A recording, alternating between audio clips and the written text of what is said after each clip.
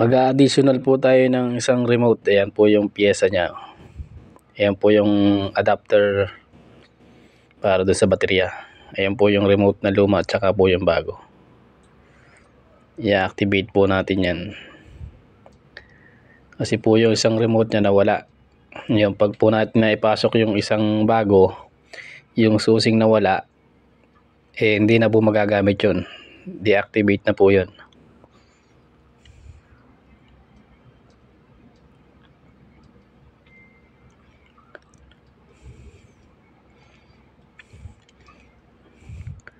Yan lang po yung gagawin procedure para maipasok po natin yung isang remote na bago. Additional po natin.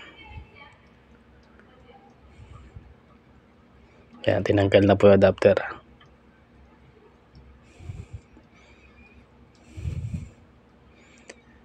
Ayan po, gumagana. Tapos yung isa naman po, testingin po natin. Ayan. Ayan, green. Ayan po yung bago. Ayan, gumagana na rin po yung bago ngayon. Ipasok na rin po natin. Ayan po yung luma. Ayan, off natin yung bago. On na natin yung luma. Ayan. Ayan, parehas na po silang gumagana ngayon.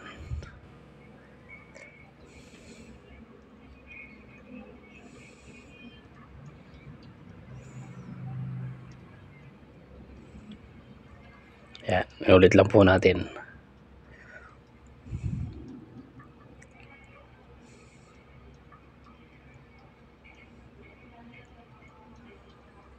Ayan, bali okay na po siya.